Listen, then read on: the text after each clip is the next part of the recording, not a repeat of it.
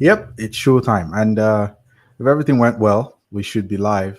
There are already two people on the stream. How? I guess that's you That might somewhere. be us. That's probably us somewhere. But hey, everyone, welcome to another episode of Everything Outside Code. And on these episodes, I talk to an amazing content creator, founder, marketing expert. And today I have the amazing Matt Palmer. Matt is a developer relations expert at Replit, and Matt makes the coolest videos, like the cleanest videos. I literally need to get like some recipe list from you before, like when next time I'm going to buy like video gear. But today we have Matt, and we're going to be talking about all things developer relations and how to reach developers today. But first, to the man of the moment, Matt, how you doing, man? Thanks for coming on. I'm doing amazing. Thank you for having me. I really appreciate it. I love yapping. I'm here to yap, and I'm here to chat developer relations. So that's what I love to do. Yeah, it's going to go great. Well, to kick things off, you can tell us a bit about yourself and how you got to this stream. Not like how you got to the stream, but like how how you got to developer relations or Replit. Yeah. So this morning, right, I woke up and made breakfast, and then I got in my car. It was a whole ordeal. No, but yeah. So I'm Matt, currently head up developer relations at Replit. Have been in DevRel for a few years now. I think a question I get a lot is like, how'd you get into this thing? What is DevRel? Nobody really knows what it is. That's kind of the answer. But I come from a data background, so I got my start in tech through data analytics. And that was kind of just like I was working in finance out of school, and it was like kind of boring. I didn't really like it. And I was like, well, what do I like to do? And it turned out I really liked writing like little hacky scripts, and like I loved digging into like data and seeing what I could learn.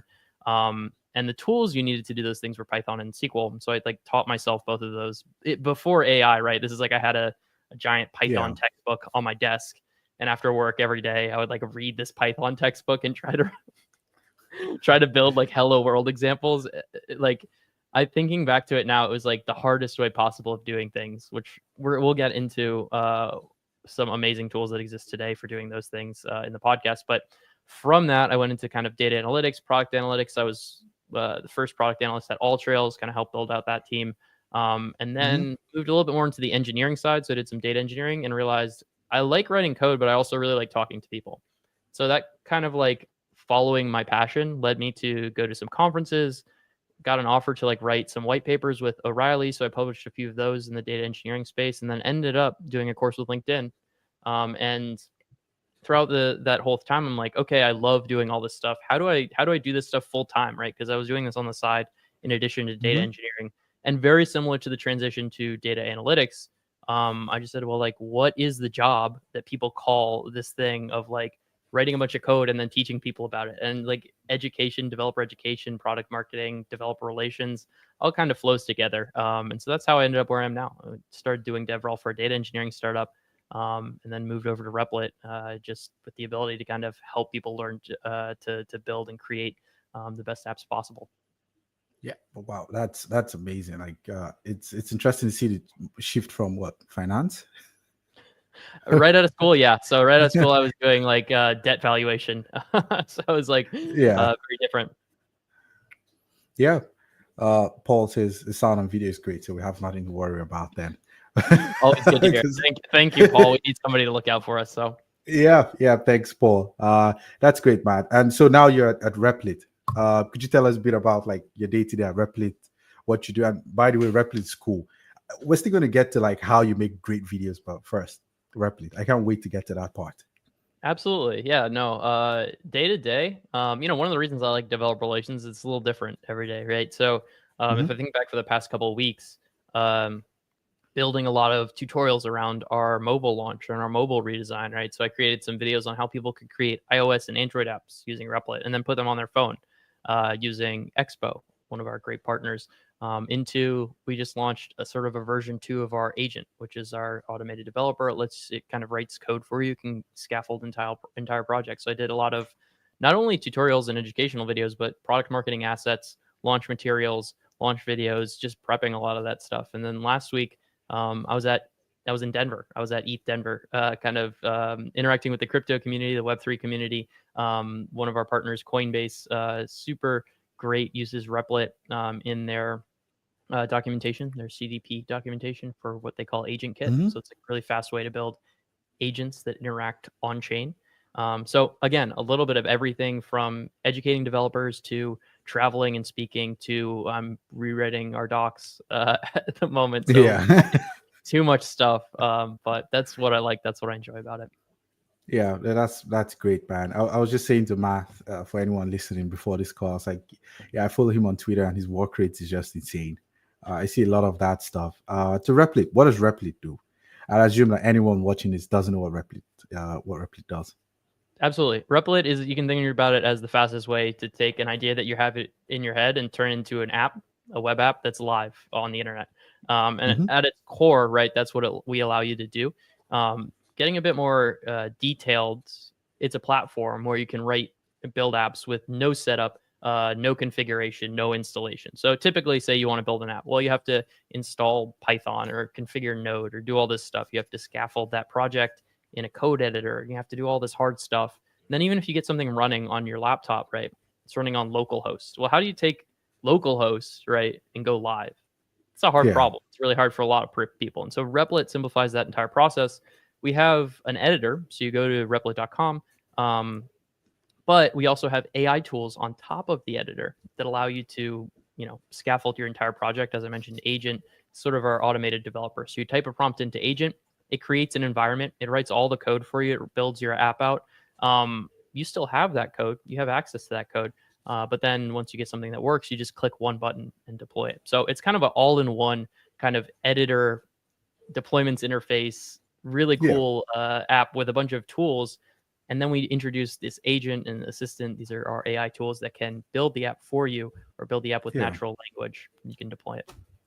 Yeah, I mean, I've been fascinated by tools like this, especially Replit, and how it actually changes like what we know as software development. And I want to get your thoughts on that. How do you see this changing what we know today as software development in the future, like in the coming months? Because the leaps are, you know, monumental. Yeah, for sure. I mean, and it changes almost every month, which is the crazy thing. Yeah. But I think the simplest way to explain it is maybe to explain in the context of kind of my journey, right? When I taught myself Python or whatever, I was reading a textbook and it was really hard, and like I had to Hmm. set up Python. Like that was like the first two chapters was like, how do I even install this thing on my laptop, right? Now you can just go to Replit, you can write Python, right? You can skip that entire step. The same thing is true with AI. I can actually just prompt AI to build stuff and then ask it how it works or reverse engineer that type of stuff to like learn how things work. And so Hmm. education is one side of it, right? People can get educated a lot faster. People can ramp up into code bases they have no idea about because they can just prompt AI and say, oh, like, hey, how does this service work, relative to the rest of this project? Like that's one way you can speed up the process of development, right? And so I think there's like this entire education piece to AI and this entire like onboarding or just like getting up to speed component that's often overlooked. People just jump straight to, oh, this thing's going to automate away my job. There are some really difficult code bases that AI is terrible at editing. So for Yeah. developers, like if you're a good developer, I think you're going to be around for a while, but you can be using this tool to ramp up faster, to edit code faster, to do all of Hmm. these things. So that's kind of the education side. And then more on like the Replit kind of app development side, I'm spinning up projects that used to take me like weeks in like days or hours, right? And that Yeah. starts to compound where it's like, hey, I want to try this thing out. Maybe I don't even know if it's going to work. How many Hmm. personal projects do you have, right? Like that are just like in the discarded pile because you got like halfway done and then you hear into a blocker, or you like didn't have Yeah. the time, right? That's super common. But if I can get something like an MVP spun up in a morning, it either validates my idea or it tells me I shouldn't be working on this thing. And with Replit, with these Hmm. tools, I can do that. And it's super empowering. I can build like microservices that automate part of what I'm doing for work or things that I want to get done or just for fun to share on X because I do that probably too much. Yeah. So, you know, there's a productivity piece, there's an education piece. I think the future is going to be really exciting. Hmm. Who knows what it'll look like, but that's kind of how I see it. Yeah, no, that's great. You touched on like a lot of things. First is how I think the major part is how can you help developers build better? How can you help them go from 0 to 5 as fast as possible so they can go from 5 to 10 themselves? And it seems like that's the crust of your sermon, at least like all your videos and the education that you do. So how do you create content? How do you educate developers with this sermon in mind? I think that's the core of what we are talking about today. So how do you reach developers? What are you? We could start For with that sure. first. Absolutely. And I mean, we can start a bit about the first thing. I think like any good content is going to be educational. And there are a lot of people out there Mhm. that create educational content, but I think more than that, good educational content can be engaging, it can be fun, and it has to be interesting, because the fact of the matter is nobody's going to watch your content if it's not interesting or if it doesn't speak to them. And so Yeah. I think in developer education and developer relations circles, like marketing is kind of a dirty word. People don't like to say marketing. But marketing is just communicating and getting people's attention and explaining. I think good marketing is explaining sort of a possibility or an outcome that people could come to. So when I think about creating content, you have to be able to understand your audience and speak to them. And that is marketing, right? Like I think about product Hmm. as being like if you have a really good product, you understand who you're building for and you understand what you're building, and you're very opinionated about those two things. Good marketing is understanding what the product is, it's understanding how it works and who it's for, but it's also understanding how to communicate that in a way that speaks effectively to people. And so when I think about creating content, you have to have this component of who am I making this content for? Who is this going to help? And what is the outcome that the content's going to produce? For example, if I'm Yeah. building an application on Replit, right? I love all this stuff because I'm a huge nerd, right? But nobody really cares about how it works. They care about what it can do. So like if I Hmm. just jumped into a video saying, "Oh, we have these really cool deployment types, and you can configure your app and do all this stuff." That's great. Maybe like really hardcore like nerds or Replit fans are going to be like, "Okay, this is great," but people who don't know about Replit, people who don't know what's possible, will never know what's possible because I'm not communicating that information in a way that's very salient or that speaks to their emotions, right? But if I Hmm. say, hey, this tool is going to let you build an app that you couldn't build before. This tool is going to let you build a business. This tool is going to let you automate your job. This tool is going to let you do things that you could never do before, right? And I do that in a way that resonates with you emotionally. Well, now you're like invested. You're like, well, I want to do all that stuff, right? So show me how. And then you kind of buy yourself the attention. I kind of think about it that way to go on and Hmm. explain and be educational and to have fun with it.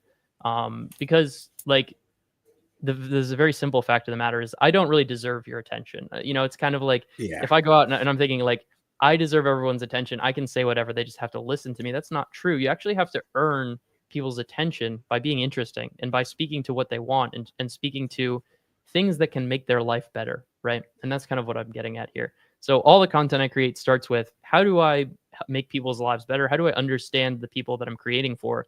Um, how do I communicate that? And then how do I back that up with education and content that will help them kind of achieve those goals? Yeah.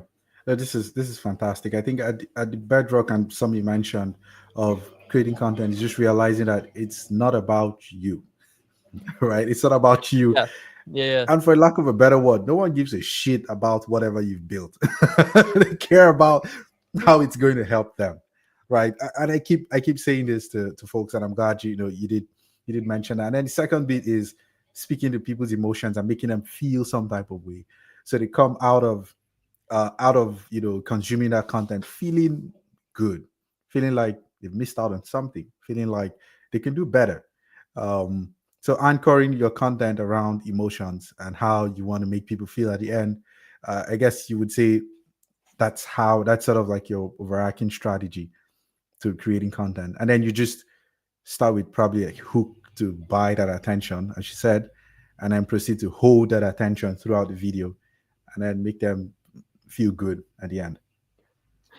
You have a way with words and you're very good at summarizing things. So yeah, absolutely. I would say, I don't like to, some of the terms, it kind of sounds like creepy, right? Like I have to hold your attention, but at the end of the day, it's like I'm trying to help you learn and accomplish the goal that like you set out to accomplish, right? And Hmm. so I think the consequence of that is that we hold the attention or that like we create content Yeah. that resonates with people and that people feel good. So I don't like to think about it in like a creepy sort of like, Big Brother type of way, right? But Yeah. uh but at the end of the day, what you just summarized, right? Yeah, like we're going out there and I'm trying to create something that resonates. And I think if you're kind of like, well, what do you mean by that? We're all content consumers, right? And we all use social media or go on YouTube or engage Hmm. with content like this, when I'm scrolling on X or YouTube or whatever, there's a bunch of noise and stuff that I skip and ignore. So think about that from as a content creator perspective. And then I see a thumbnail or I see a post, and I'm like, I need this thing. I need this thing in my life. Or if I don't click on this thing, I'm going to be missing out, or I'm going to be falling behind. Or Hmm. why did that person post that? They're wrong. I need to tell them why they're wrong, right? And Yeah. so you see that yourself evoke these emotions. Maybe you ignore them, maybe you don't. And then it's just being on the other side of that. Well, okay, well now how do I create something and makes people feel that way? How do I create Yeah. something that people say, I need to watch this video from Matt because I need to learn that thing because I need to go out and make this app because it's really important to me, or I need to automate my Yeah. job or whatever. So yeah, Yeah. exactly. Yeah, without sounding creepy, because when you think about it, when you start to think about it that way, and it's premeditated, and it's so. I guess my next question is: do you actually plan this out, or, I mean, being a natural now, you just create content without happening without you even thinking about it? But for some pieces of content, you have to plan it like step by step. So, like, here's a hook, here's an outcome from Yeah, this. yeah, Here's what the exactly. body looks like. Maybe what like a next step. Is this something that you actually plan out? I do plan everything out. It's not like super detailed or in depth. And again, it's not thinking through like again, it is trying to evoke emotion. Most of that's through the outcome. Hey, this is a really that you can do this thing. You can do more Hmm. than you thought, right? And like that is an outcome. And the way that you do that thing is by deploying your apps on Replit or by learning how to build this tool with AI. And so it's like, again, I think I use the X analogy because I think it's very salient, and it's like I know those emotions because I feel them every day. Um, Yeah. I think the tendency for most creators is to go straight into here's how you deploy this thing on Replit, right? Like here's how you build this app with AI. But a lot of people are going to say, to your point earlier, I don't care about that. I care about what I can do. And that's why leading with the outcome, leading with emotion, you're speaking to what people care about. And then you reverse engineer that into like the actual content. And so usually, Yeah. yeah, I start with, hey, we need a video that educates people about this certain like point of friction in Replit because we find that like a lot of people are getting confused. Okay, I'm going to create this video. That's like the core content. How do I tell people why this is important? So usually I start with the content and then I kind of back into an outcome. And then from there, I'm doing some planning for the video. I'm doing some like maybe I do some storyboarding. Maybe I do some like loose planning of the way I want it to go. I assemble all the assets I need. I find that the Hmm. best content I create is like pretty candid and off the cuff. So like Yeah. reading a script isn't very fun, and like you learn how to speak once you do these things. So I keep it very loose, but at a high level, that's what I Yeah. do. Yeah. That's great. That's a great strategy, at least, and I guess it keeps it fun as well. Thinking about this within the context of developers, would you say something changes? Because I think this strategy could apply to just about any content creation like effort, right? Especially with videos. But for developers, does anything change when you're passing this 0 to 1, 0 to 5 message to them? Is this something you need to keep in mind? I mean, I think a lot of the strategies I use do apply to any audience. Hmm. I think developers specifically, there's certain types of content that developers enjoy, right? Like, I think developers also have a really great sense for nonsense or like For bullshit. technical inaccuracy, yeah, or bullshit for Yeah. lack of a better term, right? And so if I'm making content, like I have to know what I'm creating and who I'm creating it for. It goes back to like empathy, Mhm. right? If you understand the builder, say I'm building for like a dev tool, I think one of the great things about Replit is that it's not just for devs, it's also for less technical folks or semi-technical folks, right? That's actually a challenge because you have to create content for multiple types of people. Um, Mhm. but for those hardcore devs, say you're like doing something like, you're trying to speak to a developer who's been doing this thing for 10 years, right? You have to actually understand what their job is, and you probably have to have been in their shoes to Mhm. know what to say and to know what to resonate with people. And I think, if we talk about like earning people's attention, you don't really deserve anybody's attention, right? You have to earn it. One of the best ways to do that is to have that empathy and go out and say, hey, this like really specific pain point that you have in like, your terminal or whatever, like I fixed Mhm. that. And instantly I'm like, oh, this guy knows what he's talking about. Like, he's legit because I'm legit, Yeah. right? Because like he knows what I use. And so specifically when you're speaking to developers, or really any type of builder, I think Yeah. the empathy is super important, and it's super important to just be genuine and honest. But Hmm. that's also just a tenet of being a good content creator, a good person, a good marketer, whatever. So I think you can take these core concepts and tune them to developers, but a lot of it, this is just adapted from things that are always true. Yeah. So step zero, it sounds like just be a great person and, and be Step able to zero, say, be amazing. That's what I'm. yeah, yeah. But Step zero, just be amazing, and you'll do fine. well, I think Um, there are incentives to kind of bend the truth, right? Like, or incentives to do these other things. But if you continually remind yourself, actually, it might not be flashy, it might not get me 10 million impressions or whatever. But if I am honest and I always show up and I'm genuine, right? Like, that's mhm. something that people appreciate over time. Yeah, yeah, that's true. Speaking of like still within the context of developers, what content forms work, right? So videos are one form. Have you explored like any other forms of content to educate developers, and what does that look like? What works and what doesn't, in your opinion? For sure. I mean, the answer is it depends. Like, not a super satisfying answer. Um, but like, it depends on what you're creating and who it's for. I know myself, like, I don't even really watch a ton of video, honestly. Like, there are certain things I like to watch video about, but I love to skim information and I love to find the Yeah. pieces that are relevant for me, and I love to summarize things. And so different types of content work for different types of people. Maybe you have somebody that's like driving to work or bored, and they can only have like listen to something in the background. Maybe they're listening to this podcast right now. Well, like, audio is really good for those people, or even video. You're Hmm. gonna have other types of people that text is better for. And so the answer is like, It you got to depends. figure out, again, it depends, and know your audience, figure out what they want. And the Hmm. fact of the matter is, like, text content is going to be, if you can create a blog post or create something that gets indexed, it's going to go into SEO. Eventually it's going to go into LLMs. And so there's a way to kind of get reach through that. One way to think about that is, okay, well, can I do one thing that does many things, right? Like, one of the reasons I like video is because you can transcribe video, and then we have really good tooling now. You can take that transcription and maybe turn it into a blog post. It's not going to be 100%, but maybe you can put some more effort into it, and you can do one thing that does a lot of things and create Yeah. multiple forms of content that multiple people can engage with. Hmm. Speaking of, like, as you say this, I just get random thoughts, right? And within the context of still educating developers, developers rely on LLMs now to, rather than go to Stack Overflow. Yeah, you ask ChatGPT for it, or you ask Claude, right? Um, how do you educate developers now so that you show up in these LLMs and these tools? Have you thought about it, or everyone's still guessing so far? At least everyone I've spoken to so far, everyone's guessing how.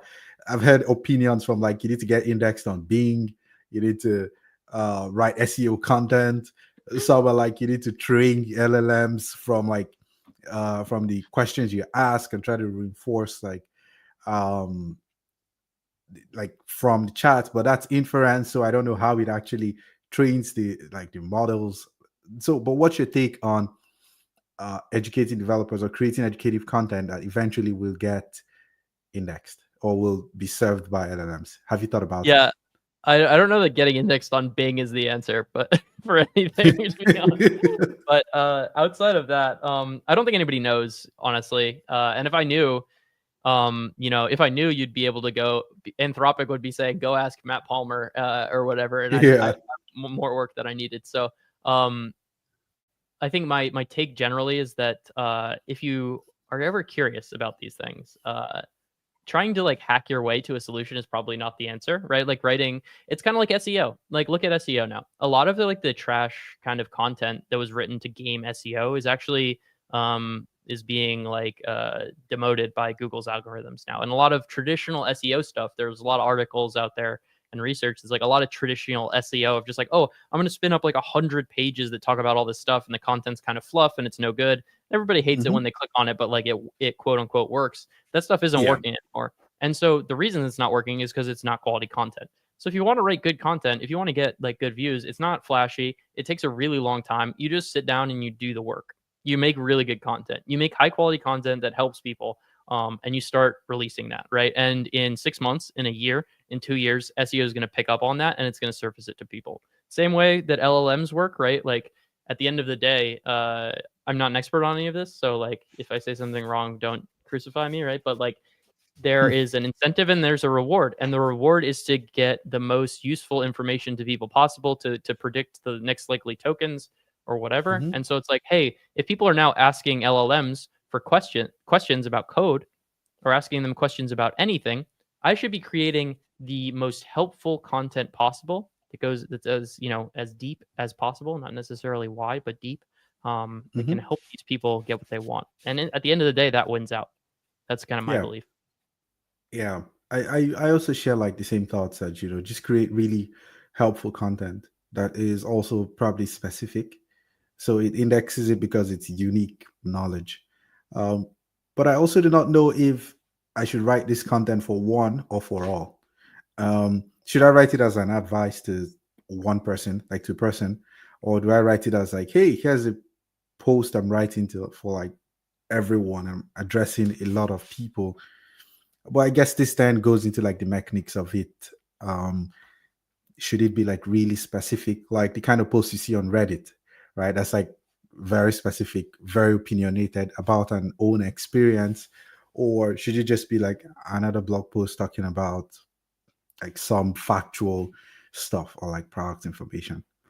Yeah, no, Um, I mean, like my take on that is similar to what I talked about with marketing. And it's like if you can have mhm. empathy for your audience, um, the content's going to speak to them more. So if you can think about who is Yeah. this thing for, maybe it is for a lot of people. Maybe there's like a broader audience, but maybe you're like, like I'm building an app for biz ops professionals to automate their workflow from HubSpot to whatever, to some destination. And if I come Hmm. across that content, I'm going to be like, man, this is exactly what I wanted to do. And it's really useful to me. Um, Hmm. I think that's really a really good way to speak to people. That being said, Yeah. different types of stuff for different purposes, but that's kind of the approach I take. Yeah, that's great. Well, I guess if anyone figures out a way to get content indexed for LLMs, they're probably going to make bank in the Yeah. next couple of months, at least until someone else or everyone else figures it out. Just like SEO was at the start. You make great videos on X. So moving from like the strategic bit now, what's the sauce? How do you make them? Right, so we've gone from the why to the outcomes, but what makes a great video for you? Is it like the length? I know the outcomes determine a bit of that, but how does it come out like crisp and looking good? Do you need like great setup? I've seen some like video content creators that are like, no, you don't need the best setup in the world, but I'm like, bro, you have like this crazy ass camera. you shouldn't be saying that. Right, so for you, what makes like really cool videos? Is it like post edited? I'll just stop talking and yeah, let you share what it is. Well, there's one of the fun things about video is that the number of variables are effectively infinite, right? Like, do I want a light over here? Do I want a light over there? Do I want a different kind of camera? Do I want a different setup? Do I want a different mic? Like, do I want? And then like that's all just like recording equipment. Then there's like there's processing and like editing, all of that stuff, Hmm. and then there's the actual content of the video. So again, how long is it? How short is it? Infinite variables. So like when we talk about this stuff though, I think similar to marketing or like any of the other philosophies, there's some like core tenets and those things don't really change.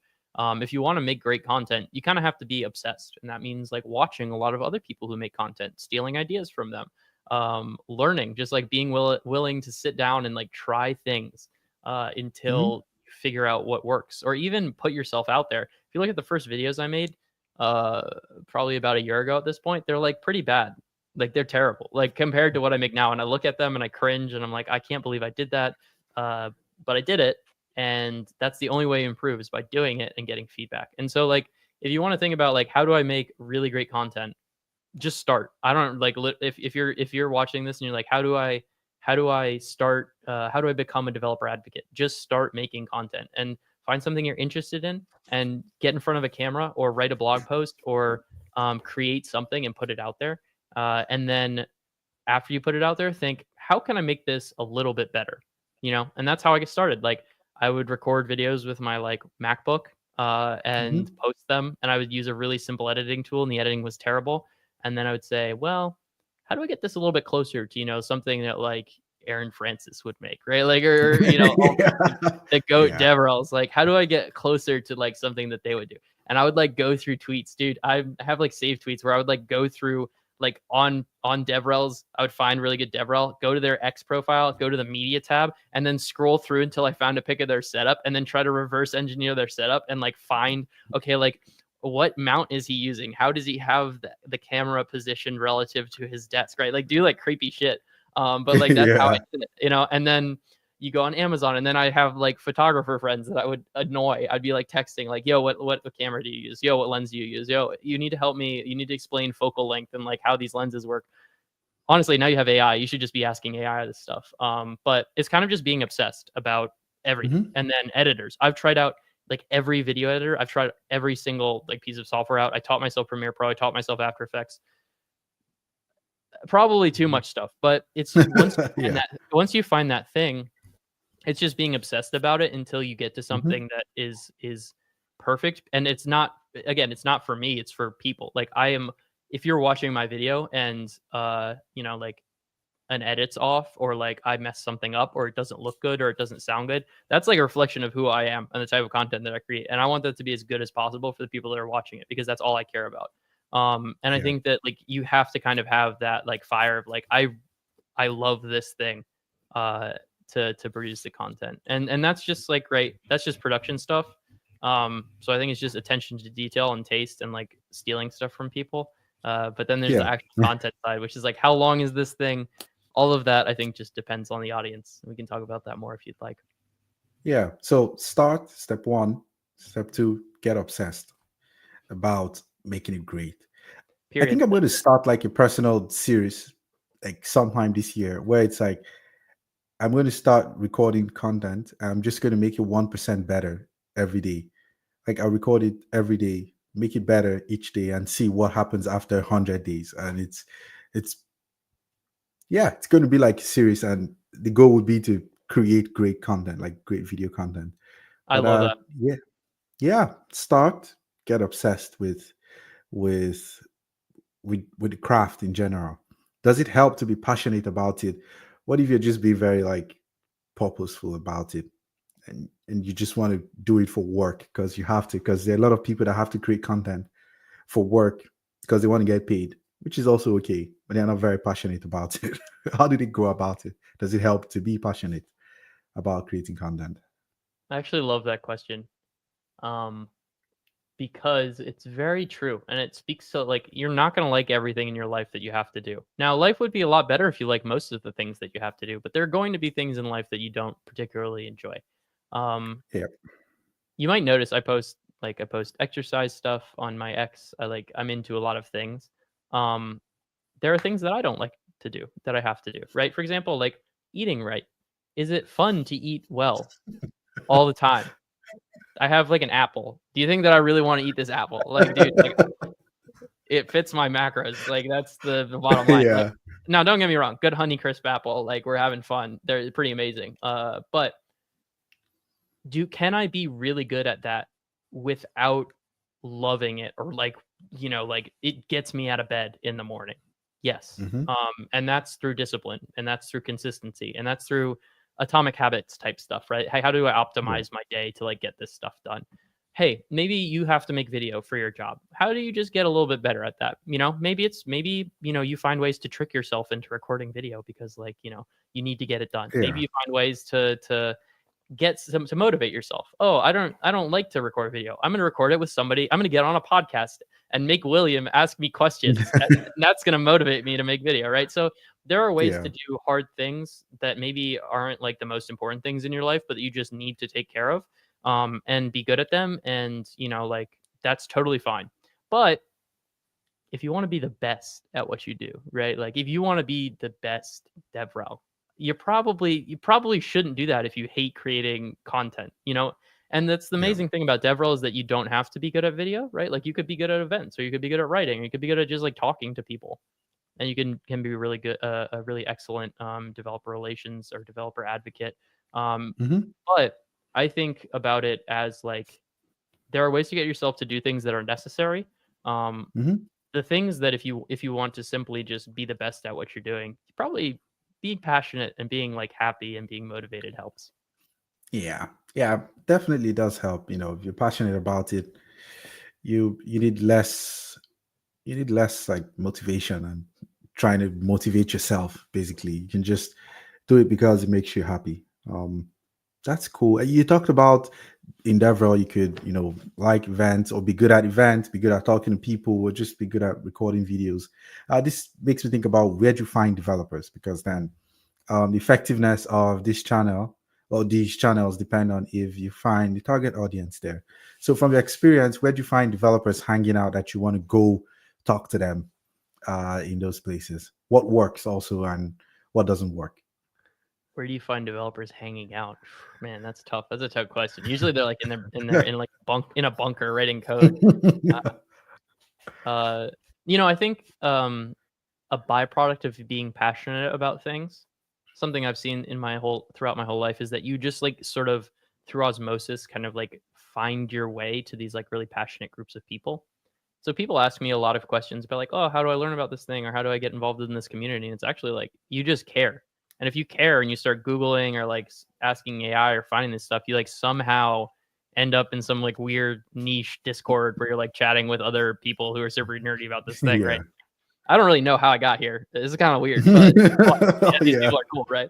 Um, and so it's like, where do you find these people? Well, you just engage with the community, and I don't have a good answer for it, but, like I start building and I start posting about online. And then people who do the same thing, like send me a DMM or whatever. Or, like I want to get good at like, I don't know, like pottery. You just like find a pottery studio and you go like start making pottery and you start talking to other people who make pottery and they'll probably like explain to you some like cool stuff and you make friends and you build a community, right? Like, how do you find developers? The answer is you just start, and eventually it kind of like you work your way into these groups, or you engage with people Yeah. who are also passionate about what you do. That's kind of my answer for that. Yeah, that's cool. What if someone starts like in the wrong place? Like starts Well, somewhere. dude, and that's the thing, right? Like you will, right? Like you said, we said just start, and it's like, what if I start and I do the wrong thing? And that's like a real fear. And so a lot of people, Yeah. well, they just won't start. But that's the worst thing that you can do, because if you're a Yeah. conscientious person, because if you pay attention to the things that you're doing, you have to trust the process, right? Like you have to trust in yourself that you will course correct onto the right path. Even if it takes you a Hmm. month, even if it takes you a year, it doesn't matter because you're moving in the right direction.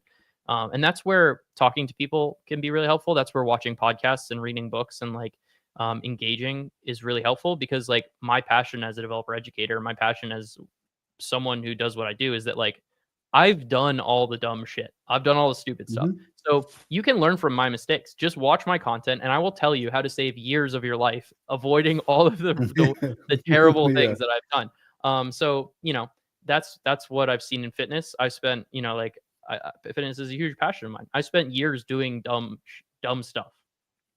I have now learned the right stuff, and so I can make more progress. But I would have never learned the right stuff if I had never started in the first place. So Yeah. same answer. Just get started, Yeah. and you will figure it out. Well, yeah, that's right. Well, to save folks from starting from the wrong place, what are some of the right places? Like, I think X is like a good right place to start. Yeah, If you're trying to connect to developers, are there any other? Have you had successes on X? yeah, absolutely. I think there's still a very big developer community on X. Like tech Twitter is still very much a thing. You can get a really good reach if you make high quality content. Developers like YouTube, developers like long form content. That's another really great place to go. And then, people are passionate about the types of technologies they use. So excuse me. So if you build a lot, using a specific type of framework, find a forum where people discuss that framework. Find a Slack channel where people discuss that framework, and start creating content for those people. I think at a higher level, right, like those big platforms, YouTube, X, these are really good places to go. I also know some content creators that are like Wes Boss. Dude's a legend, right? And he's like posting Yeah. TikToks in addition to YouTube. Like you can go watch his TikToks, and they're great. It does. He has TikTok, yeah.